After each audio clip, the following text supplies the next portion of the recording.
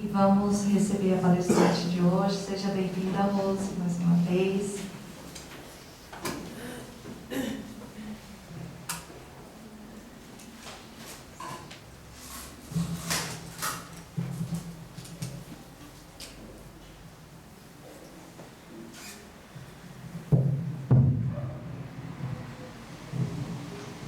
Boa noite a todos. É uma alegria enorme estar novamente aqui, quase 3 anos. Mas a idade nos obrigou a ficar fechado, né? Paciência. Hoje estamos trazendo um tema que já falamos muitíssimas vezes aqui na história. Seguir Jesus. Nos tem preocupado profundamente as palavras do Evangelho. O movimento espírita agora está tendo uma atitude de trabalhar mais intimamente o Evangelho com uma proposta chamada o Evangelho redivivo, né? É Jesus redivivo. Este Evangelho tem como principal objetivo a reforma íntima, a transformação de nós outros. A explicação da Nelly aqui foi belíssima, porque justamente ela chamou a atenção para a questão de nós nos observarmos, para saber em quantas andamos quanto ao nosso karma, né? Todos nós sabemos das nossas dificuldades íntimas, né? E muitas vezes escondemos de nós mesmos. Mas o Mestre nos ensina a olhar para dentro, a buscar no íntimo de cada um de nós as nossas dificuldades, porque só conhecendo nós vamos ter condições de nos preparar para evitar que essas mesmas dificuldades nos deixem na mão, na pior hora, na hora em que precisaríamos estar seguros, tranquilos para enfrentar as dificuldades, esmorecemos. E aí o que acontece? Sem mais nem menos, alguém se joga do 20º andar. E aí já é tarde. São 500 anos no mínimo de sofrimento. A gente fala assim e se assusta, mas é isso que os Espíritos nos dizem, claro, guardando as devidas, né, dimensões aí de consciência ou não do ato, né? Mas é gravíssimo tirar a própria vida. Mas muitas vezes nós nem nos damos por conta, porque vamos deixando as coisas tomarem um rumo tão perigoso e não nos conhecendo, não conseguimos travar. Quando vemos é tarde, já estamos debulhados em lágrimas num lugar que não gostamos pessoalmente de explicar como é, né? Que dói muito. Então tem um livro da Amélia Rodrigues, toda a obra da Amélia Rodrigues é extraordinariamente bela. Se quiser conhecer o Mestre Jesus, se quiser segui-lo com o coração, conheça este livro, Luz do Mundo, de Amélia Rodrigues. São cenas de Jesus com os seus apóstolos, onde ele traz conversas íntimas e alertas quanto às necessidades de nós humanos. E naquele dia eles estavam caminhando com Jesus e ouvindo como que uma música leve no ar. Era o farfalhar das ramagens e o toque dos passos de cada um no gramado parecia ser um som, secundado pelos pássaros, né? Pelo vento, pelo sol brilhante. E isso enchendo o coração de luz. E um deles, tomado de emoção, olha para o Mestre com aquela energia poderosa que eles não conseguiam compreender, aquele magnetismo estranho que ao mesmo tempo os atraía e dava medo. Olhou para o Mestre e disse: Senhor, eu irei segui-lo por onde quer que ande. Eu o seguirei aonde quer que fores. Houve um silêncio. O Mestre parou, olhou demoradamente para ele e disse: as raposas têm covis, as aves do céu têm os seus ninhos, mas o Filho do Homem não tem onde reclinar a cabeça. Estava avisando. Quem quiser segui-lo não terá um amparo como os demais humanos na terra. O silêncio se fez espontâneo mais uma vez. E começaram então os discípulos a refletir, cada um no seu tempo. Por que ele fala assim? Por que ele é tão estranho? Às vezes ele chega a ser até um pouco agressivo com suas palavras. Quer ele nos desestimular? Está querendo que deixemos-lo de lado? Será isso? Porque os saltimbancos, os salteadores, são mentirosos e triunfam na abastança. Os bandoleiros dormem em palácios. Os homicidas, amparados pela habilidade dos juízes e advogados infiéis à justiça, erguem opulentas casas para o seu repouso. A astúcia consegue o poder e a impiedade. Isso produz a dominação. Mas o Filho do Homem, ele mesmo diz, o Filho do Homem não tem uma pedra para reclinar a sua cabeça. Mas afinal, não é sua a casa universal? Não é ilimitada e indimensional? Segui-lo, será que é renunciar a tudo? As vãs ambições de posse? Permutar os limites daquilo que se pode tocar, pelo ilimitado horizonte sem fim do lado espiritual, que não conseguimos tocar, que não vemos? Será um ter sem deter? Será um possuir sem dominar? Cada um ao seu tempo, cada um do seu jeito, iam refletindo. Ter o céu como teto, num zimbório brocado de estrelas, como gemas engastadas num dossel de insuperável beleza? Não ter nada e tudo possuir, sem amanhã, num perene hoje, a perder-se na verticalidade do amor, do presente?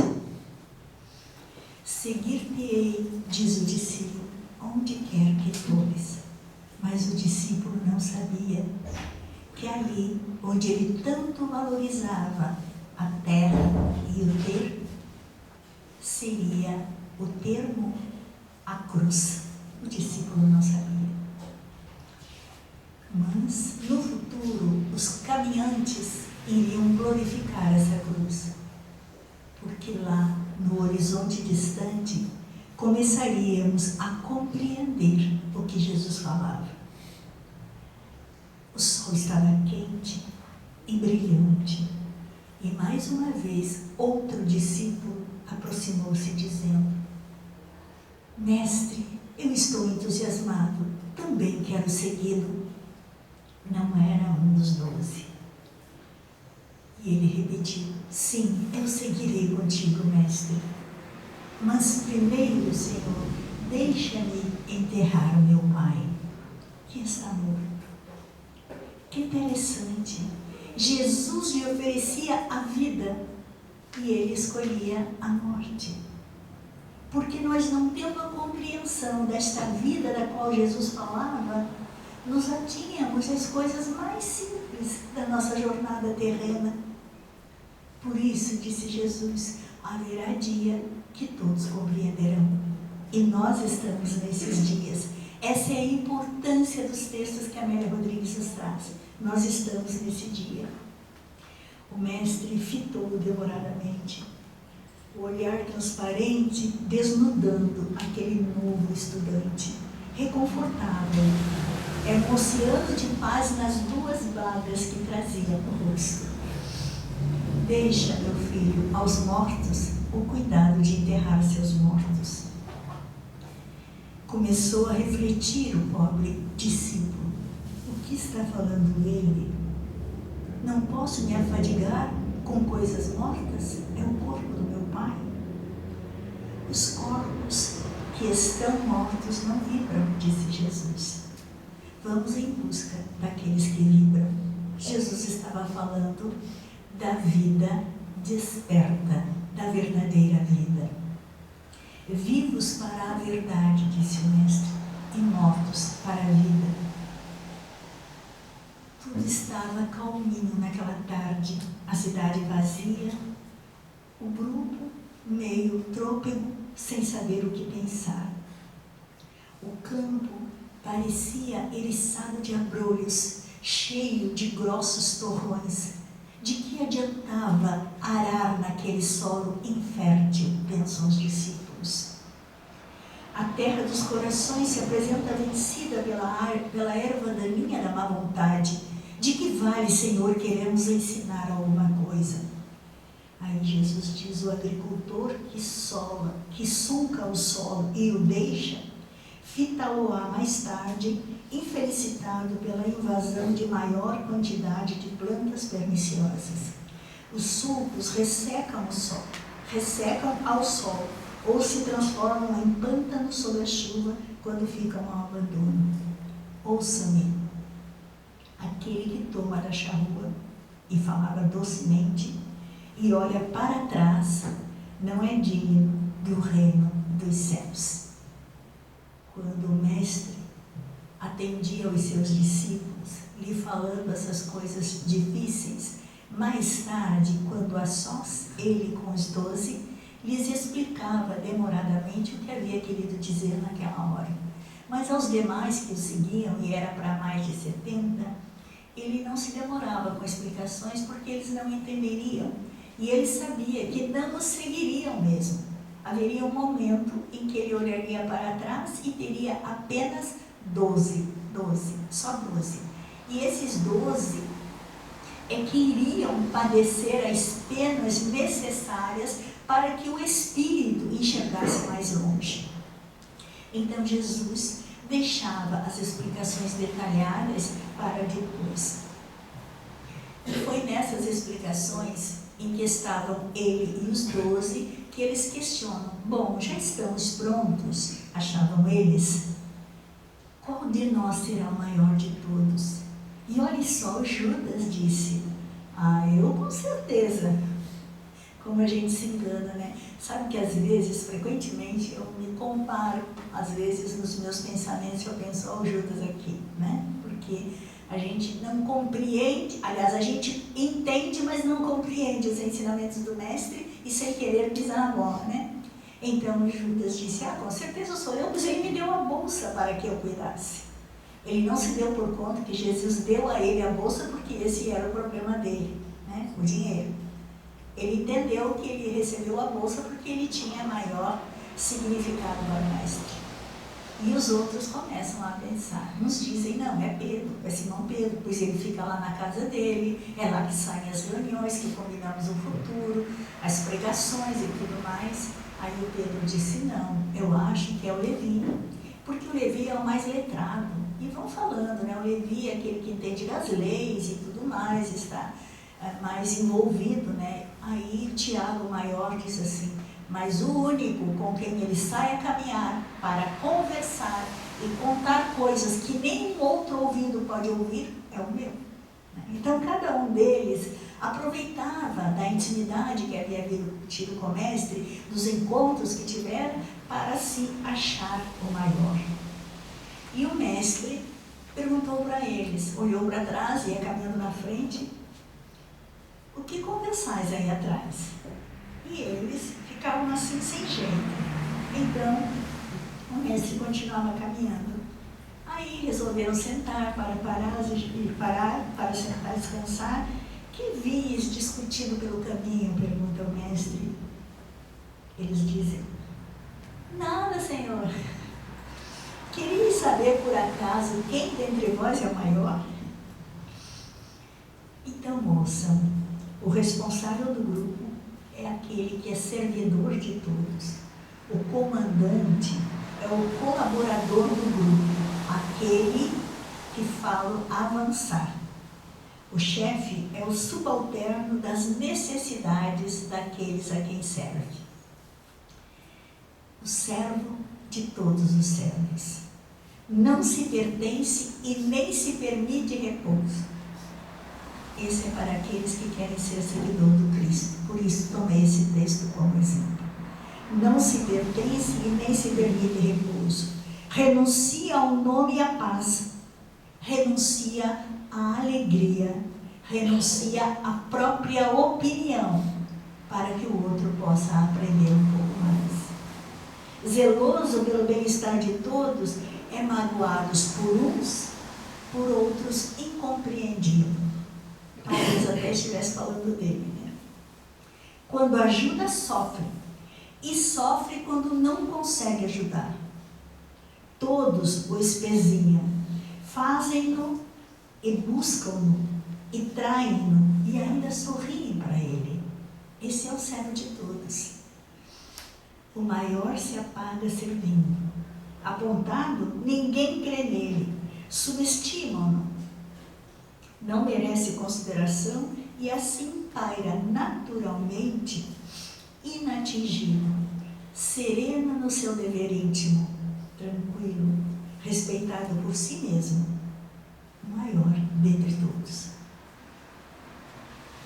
Quando Jesus está falando com eles sobre isso, eles se lembram da Siloé, da mãe dos dois que pedem a Jesus que um filho, ela pede a Jesus que um filho se sente à direita e o outro à esquerda quando ele estiver no reino dos céus. E daí eles se sentem arrepiados, porque Jesus havia dito: será que eles poderão beber do cálice que eu vou beber? E eles, sem saber por que, se sentiram arrepiados, e daí bate o medo, né? E Jesus diz: o maior de todos é o mais afável, o que mais se dedica, o que mais serve. O servo de todos e de todos amigos, não escolhendo mistérios para ajudar. Aos que são os maiores na ilusão e no engodo, e sofrem a febre da ambição e da loucura. Grandes o mundo sempre os teve, com a alma enferma e mesquinha. Que vinhas afinal discutindo pelo caminho? Pergunta o mestre. Entendam. Seja o que deseja o destaque, o servo de todos. Faça-se então o menor. Compreenderam? Pergunta o mestre. O que está escrito na lei? Amarás o Senhor teu Deus de todo o teu coração, de toda a tua alma, com todas as tuas forças e de todo o teu espírito. O que isso exige de nós? Compreensão de nós mesmos, estudo de nós mesmos, a busca de nós mesmos, daquele ser angelical criado por Deus no início de tudo. Quando nós tivemos as primeiras lições, éramos ainda tão puros, mas nos compostamos, nos estragamos, vamos dizer assim, como se fôssemos um alimento estragado. Quando Jesus termina a lei, ele acrescenta algo que é a salvação da humanidade, se compreendêssemos bem. E ao próximo como a ti mesmo. Hoje ainda um amigo disse para mim: vais falar aquela palestra do servo, que ele tinha comentado comigo na semana passada? Eu disse: sim, eu vou fazer a do servo. Ele disse: pois é, eu estava pensando que Deus se manifesta através de Jesus. Mas o que Deus realmente quer de cada um de nós? O que eu posso dar a Deus de verdade? Eu posso dar a Deus a minha transformação íntima? Eu disse: eu pensei isso. Eu pensei que o presente que eu poderia dar a Deus é a minha transformação íntima. Ele disse: não.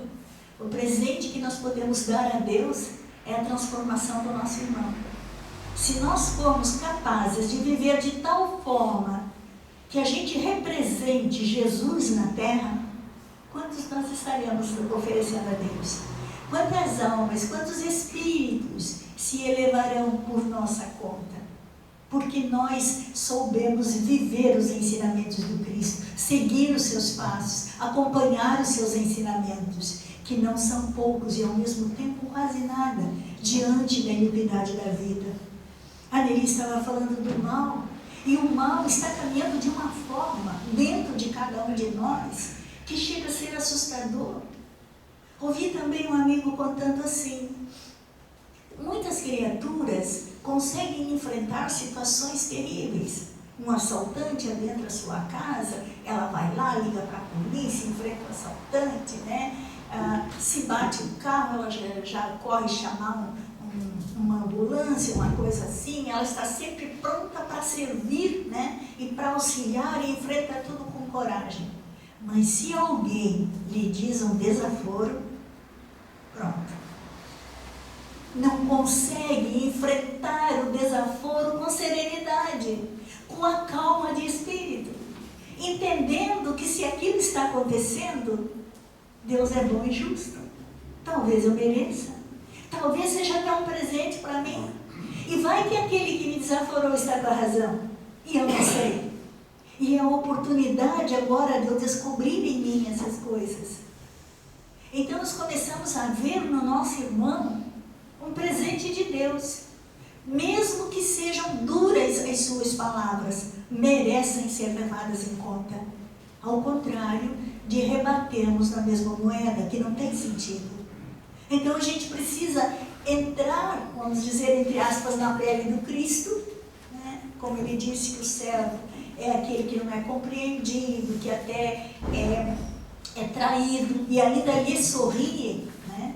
Então nós vamos entender que muitas criaturas, porque eu sempre digo que o maior inimigo do ser humano às vezes é o amigo que se apresenta todos os dias, mas um dia ele tira o sono com alguma coisa qualquer, e aí a gente se desespera, porque como que isso foi acontecer se éramos tão amigos? Essa questão de amizade, ela precisa, para ter reciprocidade, compreensão de ambas as partes. Quando uma não está compreendendo, ela adoeceu. Porque o ódio, a raiva, não é o contrário do amor, é o amor adoecido. O contrário do amor é a indiferença. A indiferença castiga, a indiferença machuca, a indiferença ignora. Você não existe. Isso é duro. Quando um ser consegue viver esse sentimento chamado indiferença, ele é um monstro na Terra, é um monstro. Porque ele não consegue ver a lágrima pendurada no olho do outro, a ansiedade, a angústia daqueles que cruzam, a doença, a dor. Muitas vezes a gente pensa, ouvi até a pergunta, e se a doença é incurável? Os médicos agora estão descobrindo que nós somos os controladores das nossas células. Nós damos as ordens e elas precisam obedecer. Acontece que muitas vezes nós escolhemos aquela doença como retorno à pátria espiritual. Então, por mais que a gente não queira encarnado, o nosso inconsciente dá as ordens para a célula, porque nós escolhemos. A gente pediu e ele está cumprindo. Mas e vamos que não? Vamos que a gente tenha alguma oportunidade. Então nós ordenamos com força, com coragem e com fé, desempenhando um papel extraordinário que atende esse primeiro mandamento. Ama o teu próximo como a ti mesmo. Porque se nós temos karma, existe um fato muito importante. O amor cobre a multidão de pecados. Lava, entende? Lava, limpa o amor. Mas como eu vou viver o amor? Simples. Cuida o que tu diz dentro da tua casa. Olha para os companheiros que convivem contigo. Tenha sorriso nos olhos, alegria na alma. Encha o teu coração de coisas boas. Porque sabe o que acontece quando o teu coração está cheio de coisas boas? Você tem uma vibração diferenciada. Você tem um magnetismo poderoso. Vocês muitas vezes podem ter abraçado alguém, alguém disse, ai que abraço gostoso, né? Esse abraço gostoso é a vibração do nosso coração, que naquele momento está diferente. E nós podemos fazer isso diuturnamente, todos os momentos da nossa vida. Aí diz assim, mas tu não sabe como está difícil.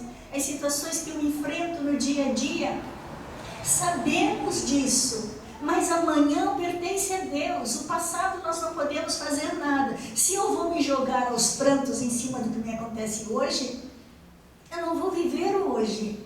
Eu preciso viver. Se eu estou com dor, eu vou olhar a natureza, eu vou buscar em alguma coisa, num texto que eu vou ler, numa imagem que eu vou recordar boa, na alegria de ter olhos de ver, de ter ouvidos para ouvir, boca para falar, pernas para andar. Alguma coisa eu vou achar para mudar aquela situação difícil que eu estou vivendo naquele momento. Eu vou querer enxergar as coisas boas que estão à minha volta, para lutar, para me pôr de pé de novo, para me encorajar, para mostrar aos outros que a terra e o corpo físico são presentes extraordinários de Deus para nós. Nós não aprenderíamos o que nós aprendemos na carne e no plano espiritual. Porque nós precisamos sentir as dores. Nós precisamos viver esses sentimentos uns pelos outros. Porque senão nós não amadurecemos. Para amadurecer é preciso viver situações difíceis. Por isso que dizemos sempre, o inimigo é uma bênção. É a única oportunidade de você fazer uma grande coisa aqui na terra. O que é essa grande coisa? Jesus disse que para segui-lo precisa de duas coisas somente. Duas coisas: caridade e humildade. A caridade é a benevolência para com todos, a indulgência e o perdão das ofensas. Isso é caridade, segundo entendia Jesus. Então, ser bom com todas as criaturas que cruzarem o nosso caminho, com todas. Ah, mas daí não dá, porque aquele jeito que aquela pessoa anda, eu não posso andar. Quem disse que você precisa fazer o que ela faz? Você precisa ser bom com ela. O que é ser bom com ela? Dar a ela uma chance de saber que ela vai ser a melhor. Tem uma frase de Jesus, de ensinamento, que diz assim: vós sois o sal da terra. E essa frase é linda, sabe por quê? Porque o sal sozinho, insuportável. Bota aí uma colher de sal na boca para ver o que te acontece, né? É horrível. Agora pega o sal e mistura. Mistura no peixe, mistura no arroz, mistura no molho, na salada, as pitadas, na medida certa. E o que acontece? Você dá sabor aos alimentos. Sabe por quê? Porque eles se misturaram com os demais alimentos. Sal é alimento. Quando Jesus nos aconselhou que fôssemos o sal da terra, Ele queria que nós nos misturássemos com todos os alimentos que cruzassem o nosso caminho.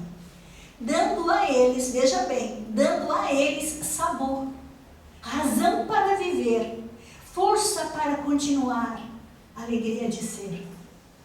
Isso é o que o sal poderia fazer.